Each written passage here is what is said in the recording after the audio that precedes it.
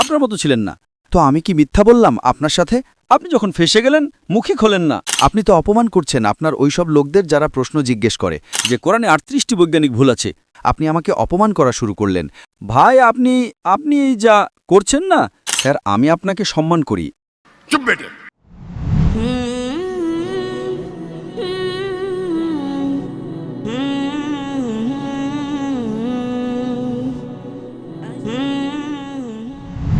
আমার নাম ইমরান গিল এবং আমি পেশার দিক থেকে একজন শিক্ষক এবং লাহোর থেকে এসেছি। আমার প্রশ্ন এটা যে আমি বাইবেল অনেকবার অধ্যয়ন করেছি এবং যেহেতু আমি ধর্মতত্ত্বের ছাত্র তাই আমি কুরআন মাজিদও অধ্যয়ন করেছি এবং এতে যখন আমি কুরআন মাজিদ অধ্যয়ন করলাম তখন জানা গেল। ভাই সাহেব, আপনার নাম কি বললেন? ইমরান গিল। আপনি মুসলমান না অমুসলিম? আমি খ্রিস্টান। খ্রিস্টান, ঠিক আছে। আর আপনার প্রশ্নটা আবার বলবেন? জি, আমি এটা বলতে চাচ্ছি যে আমি একজন শিক্ষক, ধর্মতত্ত্বের টিচার এবং বাইবেল মুকাদ্দাসের সাথে সাথে আমি কুরআন মাজিদেরও অধ্যয়ন করেছি। কিন্তু আমি দেখলাম যে সেখানে অনেক এমন আয়াত আছে যাতে বলা হয়েছে যে ইনজিল, তাওরাত এবং জবুরে হেদায়েত আছে, নূর আছে, রাস্তা আছে, সরল পথ আছে। যেমন সূরা মায়েদা, সূরা আম্বিয়া ও সূরা মুমিন রয়েছে। তাহলে যদি এমন হয় তো কেন এমন শিক্ষা দেওয়া হয় যে একদল মুসলমানরা বলে যে যতক্ষণ পর্যন্ত এই 4 কিতাবের ওপর ঈমান না আনব আমরা মুমিন নই, মুসলমান নই। কিন্তু অন্যদিকে কেন এটাকে পড়ে না? কারণ এটা আপনাদেরই ইসলামী কিতাব। আপনারা তো এসব কিতাবের ওপর ঈমান আনা ছাড়া মুসলমান হতে পারেন না। তাহলে সেগুলো পড়েন না কেন? আর আমাদের মাওলানা হজরতগণ কেন মুসলমানদের এসব কিতাব পড়তে নিরুৎসাহিত করেন যে এই কিতাবগুলো আপনারা না পড়েন? মাশাআল্লাহ ভাই, ইমরানের খুব ভালো প্রশ্ন, একদম ঝকঝকে পরিষ্কার। উনি বলছেন যে কোরআন মাজিদে অনেক জায়গায় উল্লেখ আছে তাওরাত, জাবুর, ইনজিল হেদায়েতের কিতাব। একদম সঠিক বলেছেন, শতভাগ।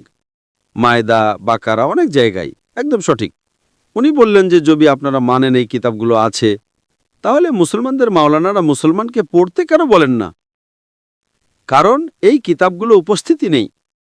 তাওরাত, জাবুর, ইনজিল উপস্থিতি নেই। এখন যা উপস্থিত আছে তার বিকৃত রূপ। আজকের তারিখে আপনি টিচার, আমি তালেবে ইলম।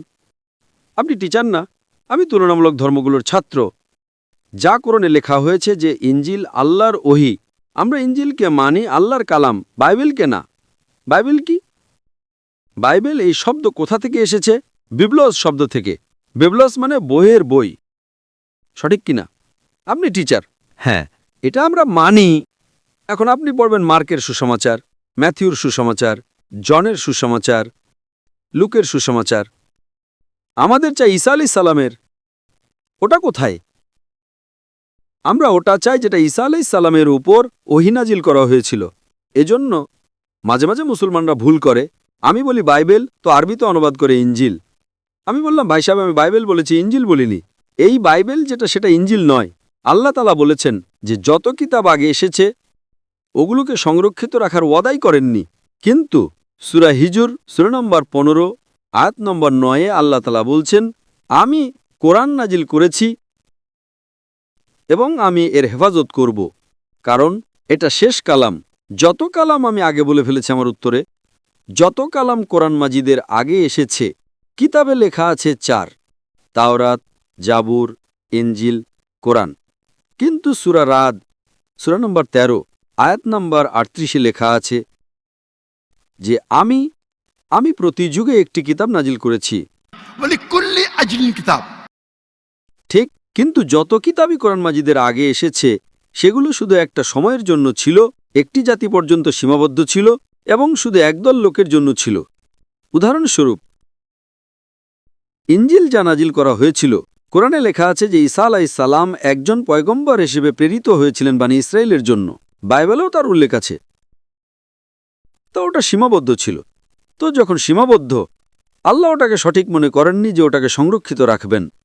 আপনি টিচার, ভালো এডিশন এসে গেছে, বইয়ের edition, first edition, second edition, third edition. ভাই সাহেব, টিচার কলেজের, আপনি বলবেন ছাত্ররা ফার্স্ট এডিশন পড়ো। আপনি কি বলবেন? লেটেস্ট এডিশন পড়ো, সঠিক কিনা? আপনি বলবেন আপনার ছাত্রদেরকে, আরে ফার্স্ট এডিশন পড়ো। হ্যাঁ, কিছু লোককে বলবেন গবেষণার জন্য। আপনি বলবেন সব বাচ্চারা প্রথম এডিশন পড়ো। কেউ বলবে? পাকিস্তান কোনো টিচার বলবে? হ্যাঁ কি না? আপনি কি বলবেন লেটেস্ট এডিশন পড়ো? যদি সায়েন্স পড়ান লেটেস্ট পড়ো। কিছু লোক গবেষণা করে পুরনো এডিশনের উপর। ঠিক আছে, আমি গবেষণা করি, আপনি গবেষণা করুন কোন পদ্ধতিতে ফার্স্ট এডিশন এসেছে, তো আপনি পড়বেন। আমি গবেষণা করছি, আমি পড়েছি বাইবেল। আমি যদি বলি পুরো বাইবেল পড়ে সময় নষ্ট করবেন না, পাগলপাড়া নাকি? আমি পড়েছি। আপনারা কেন সময় নষ্ট করছেন আমি আপনাদের শর্টকাটে বোঝাচ্ছি, বুঝেছেন আপনি? কারণ ইনজিল হেদায়েতের কিতাব, কিন্তু ওই সময়ের জন্য, এবং আজ সংরক্ষিত নেই। আজ কত প্রকারের বাইবেল আছে বলো? কত প্রকারের বাইবেল আছে আপনি জানেন? বাইবেলে কতগুলো ভার্সন আছে? বেশ কিছু ভার্সন আছে, বেশ কিছু। আপনার কিছু লিমিট কি? কিছুর সর্বোচ্চ সংখ্যা কত? কারণ এখানে 1 সেকেন্ড হয় 1 ঘন্টা। কিছু মানে কত? যতটাই হোক, আমি জানি না। না, আপনার হিসাবে। ভাই আমি পাঞ্জাবে আছি, আমি জানি না। ওই যে আপনার ভাই 1 সেকেন্ড 1 ঘন্টা বলে। আপনার কিছু কত হয়? 1000, 10,000, 100-র কম। 100-র কম ভুল। আমার লাইব্রেরিতে 200 বাইবেল আছে, 240। বাইবেলের হাজার হাজার ভার্সন আছে। খ্রিস্টান পণ্ডিতদের মতে বাইবেলের 24,000 ভিন্ন ভিন্ন পাণ্ডুলিপি আছে, এবং কোনো দুটোই হুবহু এক নয়। 24,000 পাণ্ডুলিপি আছে, 24,000, এবং কোনো দুটোই এক নয়। আমার লাইব্রেরিতে বম্বেতে 200 থেকে 250 বাইবেল ছিল, 100-র কম কিছু না। Less than 100, few. কোরআন, আরবি কোরআন কতগুলো আছে? 1। অনুবাদ আলাদা হবে। এটা বাইবেলের অনুবাদ না, ভার্সন। অরিজিনাল পাণ্ডুলিপি ভিন্ন। তো কোনটা পড়তে বলবো আমি ওদের? তাহলে স্যার যেটা অরিজিনাল ওটা পড়ুন আপনি গিয়ে। অরিজিনাল তো নেই। অরিজিনাল এটা তো আপনি বলছেন, আমি বলি না, খ্রিস্টান স্কলাররা বলে। ভাই আপনি খ্রিস্টান স্কলারদেরই পড়েননি, আর আমি গবেষণা করব তো? অরিজিনাল তো নেই। 24,000 এটা বলতে পারেন এটা অরিজিনালের সবচেয়ে কাছে। আচ্ছা, কিছু লোককে পড়া উচিত, আমি পড়ি তো। আমি জিজ্ঞেস করি যে আপনি স্কুলের ভিতর বলবেন, কলেজে বলবেন, ও ভাই সাহেব আজ বইয়ের 20তম এডিশন চলছে, আপনি সায়েন্স পড়ছেন, 1 থেকে 20 সব পড়ো, বলবেন কি আপনি? হ্যাঁ, কিছু লোককে বলবেন যদি আপনার গবেষণা করার থাকে কোন পদ্ধতিতে এডিশন এসেছে, ওটা আমি আছি তো পড়ার জন্য। আমি কেন বাকি লোককে বলবো? 200 কোটি লোককে। আপনি জবাব পেয়ে গেছেন? কারণ এই সব কিতাব পরিবর্তন করা হয়েছে।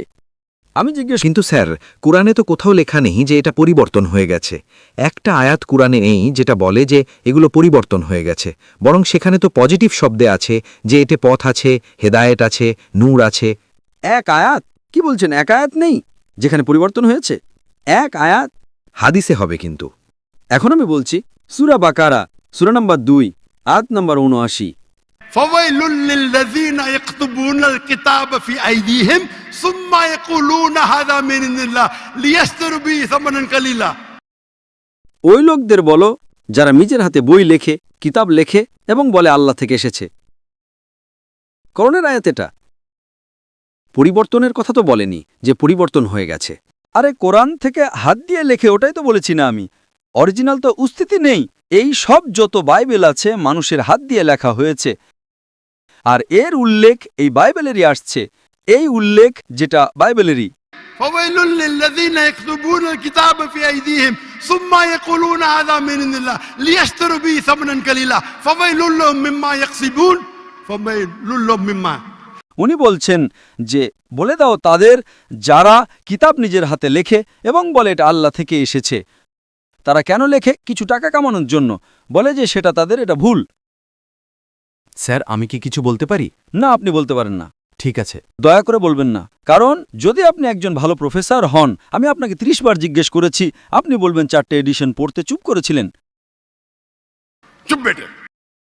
আপনি যদি টিচার হন, আপনার সায়েন্সের 20তম এডিশন চলছে, আপনি আপনার ছাত্রদের বলবেন সব ছাত্রদের প্রথম এডিশন 1 থেকে 1900 পড়ো। উত্তরে দিচ্ছেন না, এর মানে আপনি ভালো মানুষ নন। মাফ করবেন, আপনি সত্যের মানুষ নন। আপনি যখন ফেসে গেলেন মুখই খোলেন না, অন্য প্রশ্ন করেন। একটা আয়াত দেখাও, আয়াত দেখালাম, চুপ করে বসে গেলেন। আরে ভাই একটু তো স্বীকার করুন, হ্যাঁ সরি আমি ভুল করেছি, ব্যাপারটা শেষ। সরি বললে মানুষ ছোট হয় না। স্যার, আপনি আপনার মতো কথা বলছেন না। আমি আচ্ছা ভাই, পাঞ্জাবে কি শেখে? আমি আপনাকে জিজ্ঞেস করি, যদি আপনি সায়েন্স পড়তে যেতেন এবং 20তম এডিশন পড়ানো হতো, কি আপনার পাঞ্জাবে দেখুন হেলথ মিনিস্টার বসে আছেন, এখানে এডুকেশনও আছে, আপনারা কি শেখান ভাই আগে 19টি এডিশন পড়ো? শেখান কি? এই যে যখন ফেসে যান না, একজন বুদ্ধিমান মানুষ কি বলবে? অন্তত স্বীকার করবে আমি ফেসে গেছি, মানে কিছুটা তো ইন্টেলিজেন্ট আছে। ওই বোকা মানুষ স্বীকার করবে না পুরো দুনিয়ার সামনে, কোটি কোটি লোক দেখছে আপনাকে। স্যার, আমি আপনাকে সম্মান করি, আমি চাই। ভাই, আপনি আমাকে সম্মান করেন, আপনি আমাকে সম্মান করছেন না। আমি আপনাকে একটা সহজ প্রশ্ন করেছি, আপনি একজন শিক্ষক হিসেবে, আমি শিক্ষক নই, আপনি কি আপনার ছাত্রদের বলবেন প্রথম 19টা এডিশন করতে? আপনি আপনার মুখে খুলছেন না। কিন্তু সাধারণ বই আর বাইবেলের মধ্যে পার্থক্য আছে না? আহা হা হা হা, যে কোনো বই হোক ভাই, বাইবেল আর কোরআনের মধ্যে পার্থক্য আছে না? একদম সঠিক। বাইবেল আর কোরআনের মধ্যে আসমান জমিনের পার্থক্য আছে, আসমান জমিনের পার্থক্য আছে, একদম সঠিক, একদম সঠিক। তো আমি বোকা নাকি যে মুসলমানকে বলবো বাইবেল পড়ো? হ্যাঁ, যেখানে আপনাকে ডিবেট করার আছে, যেখানে দাওয়াত করার আছে, আমি আপনাকে শেখাবো কোন আয়াতগুলো পড়ার আছে। তো আমরা লোকের সময় নষ্ট করতে চাই না। আপনি যখন ফেসে যান না, বাইবেল ওটার মধ্যে পার্থক্য আছে। কি পার্থক্য আছে ভাই? এডিশনই হয়। তো কোরআনে যা লেখা আছে যে লোকেরা নিজের হাতে বই লেখে আর বলে এটা আল্লাহর কিতাব টাকা কামানোর জন্য, টাকা কামানোর জন্য, তো আল্লাহ তাআলা তাদের উপর লানত দেন। আর আপনার মতো লোকেরা পরে আর বোকা বনে যায়। আমাদের মতো লোকেরা বিশ্লেষণ করে, আমরাও পড়ি, বাকি মুসলমানরা না। আমি পড়ি, বাকি মুসলমানদের পক্ষ থেকে আমি পড়ি। আমি ফরজে কিফায়া করছি, ফরজে কিফায়া। স্যার, আপনার কথা মানব না কোরআন মজিদের কথা মানব? কোরআন মজিদে লেখা আছে, কোরআন মজিদে লেখা আছে ভাই, আমি কোরআন মজিদের কথা বলছি। কোরআন মজিদ বলে, كنتم خير أمة أخرجت للناس বলো মুসলমানদের মানুষকে ভালোর দিকে ডাকো। কোরআন মজিদ বলে, تعالوا إلى كلمة سواء بيننا وبينكم এসো ওই কথার দিকে যা আপনার এবং আমাদের এক। যদিও আপনার বাইবেল বদলে গেছে, তবু আমি আপনার বাইবেল পড়ে সাদৃশ্য বের করি, সাদৃশ্য বের করি। আপনার পাদ্রী যদি কোরআনকে অ্যাটাক করে তখন আমি ডিফেন্ড করি, না হলে আমার যত আপনি দেখবেন আমার বক্তব্য আছে ইসলাম ও খ্রিস্টান ধর্মের মধ্যে সাদৃশ্য, হিন্দু ধর্ম আর ইসলামের মধ্যে সাদৃশ্য। আপনাদের উইলিয়াম ক্যাম্বেল আমেরিকা থেকে বই লিখেছে যে কোরআনে 38টি বৈজ্ঞানিক ভুল আছে, তো আমাকে বাধ্য হয়ে যেতে হলো। আমি তো 2000 সাল, এটা 2000 সাল, আমার বয়স মাত্র 35 বছর ছিল ওই সময়, এবং গিয়ে বিতর্ক করলাম আমি তার সাথে। আলহামদুলিল্লাহ উনি স্টেজে স্বীকার করলেন, ডক্টর জাকির নায়েক বাইবেলে এত ভুল বের করেছেন, আমাকে আবার বাইবেল পড়তে হবে। সত্যবাদী মানুষ ছিলেন, আপনার মতো ছিলেন না। তো আমি কি মিথ্যা বললাম আপনার সাথে? আপনি তো অপমান করছেন আপনার ওইসব লোকদের যারা প্রশ্ন জিজ্ঞেস করে। আমি খুব ভালোভাবে প্রশ্ন জিজ্ঞেস করলাম, আপনি আমাকে অপমান করা শুরু করলেন। আমি এটা সাধারণভাবে বলছি যে ভাই, আপনি আপনি আপনি যা করছেন না, আপনি যা করছেন না সেগুলো তর্ক করছেন। আমি আপনাকে সুযোগ দিচ্ছি, মাইক বন্ধ করছি না। এত রাত 12:30টায় কোনো খ্রিস্টান মিশনারি ভিসাজের সমাবেশে অনুমতি দেবে প্রশ্নোত্তর করার জন্য? ওরা তো শুধু বক্তব্য দেয়, অপমান করছে। আপনি প্রশ্ন করলেন, আমি জবাব দিলাম কিনা? আপনি বললেন একটা হাত দেখাও, আমি জবাব দিলাম। আপনার এটা তো বলা উচিত ছিল, মাশাআল্লাহ doctor Zakir Naik, thank you. আপনি থ্যাংক ইউও বলছেন না। রাত 12:30টায় হাজার হাজার লোকের সময় নষ্ট করছেন আর বলছেন অপমান করছি। আল্লাহ আপনাকে হেদায়েত দিন, আল্লাহ আপনাকে হেদায়েত দিন। থ্যাংক ইউ বলার বদলে অপমান বলছেন। থ্যাংক ইউ, আপনি আমার প্রশ্নের জবাব দিয়ে দেন, অনেক ধন্যবাদ। ব্যাস, জবাব তো দিয়েও দিলাম আপনার। এক প্রশ্নের না 3টে প্রশ্নের জবাব দিলাম, কারণ বাইবেল এই ইঞ্জিলের বিকৃত রূপ। কোরআনে কোথাও লেখা নাই যে বাইবেল আল্লাহর কিতাব, কোরআনে লেখা আছে ইঞ্জিল। আজ ইঞ্জিল অরিজিনাল ফর্মে উপস্থিতই নেই। আজ যে বাইবেল আছে ইঞ্জিলের বিকৃত রূপ। তার জন্য কিছু মুসলমানদের গবেষণা করা উচিত, আমি করি, এবং পাদ্রীদের সাথে বিতর্ক করা উচিত বড় বড়, যাতে তারা দিনের দিকে নিয়ে আসে। সব মুসলমানের সময় নষ্ট করার দরকারই নেই। আর যেখানে আপনি বললেন একটাও আয়াত দেখাও যা বিগড়ে গেছে, ওটা তো বলেছি আমি, যে লোকেরা লেখে কিতাব। আপনার 2-3টে প্রশ্ন সবগুলোর জবাব দিলাম। শেষে আপনি থ্যাংক ইউ বললেন, ভালো। আল্লাহ আপনাকে হেদায়েত দিন। I love you আল্লাহ আপনাকে সঠিক পথ দেখান যাতে আপনি সরল পথে আসেন। আপনাকে অনেক ধন্যবাদ। আমিও আপনার জন্য যিশুর নামে প্রার্থনা করব। ধন্যবাদ।